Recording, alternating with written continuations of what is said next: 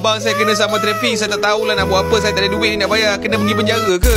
Bismillahirrahmanirrahim. Hari ni aku nak bercerita berkenaan dengan saman trafik dan juga saman JPJ. Sebab apa? Sebab hari-hari memang akan ada orang DM aku tanya, abang saya kena saman trafik, saya tak tahulah nak buat apa, saya tak ada duit ni nak bayar, kena pergi penjara ke?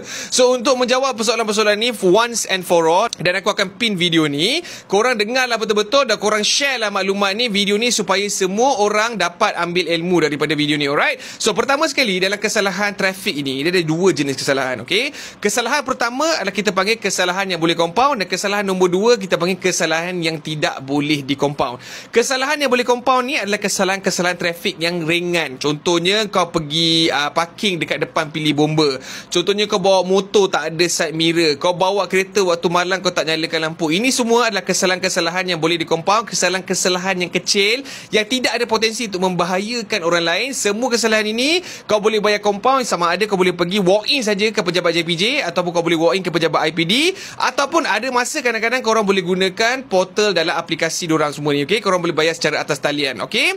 Untuk kesalahan nombor dua, kita panggil jenis kesalahan ni adalah kesalahan yang tidak boleh di compound. Kesalahan yang tidak boleh compound ni adalah kesalahan-kesalahan trafik yang lebih berat sedikit dan ada potensi untuk membahayakan nyawa orang awam. Okay?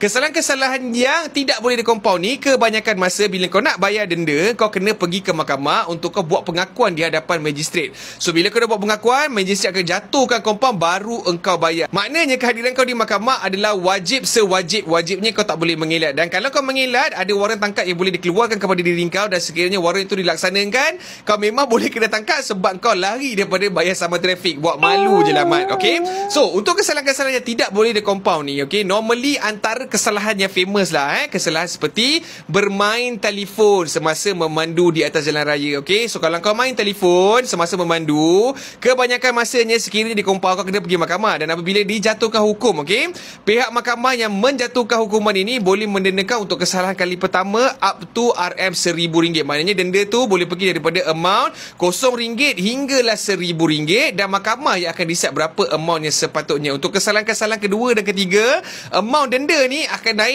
naik. So berhati-hatilah. Okay? Kesalahan lain yang famous contohnya adalah kesalahan tidak memandu dengan lesen yang sah. Okay? Untuk pemanduan yang tidak menggunakan lesen yang sah ni, normally, okay, pihak mahkamah boleh menjatuhkan hukuman, okay, yang agak berat juga. Sebab apa? Dia punya minimum denda adalah RM300 dan maksimum denda adalah RM1,000. Maknanya mahkamah boleh bagi denda RM500, 700. Okay? So untuk korang yang bawa kereta, bawa motor, pastikan korang ada lesen supaya korang tak kena saman bila ada atas jalan. Untuk kesalahan yang boleh compound tadi, normally untuk kesalahan-kesalahan boleh compound, denda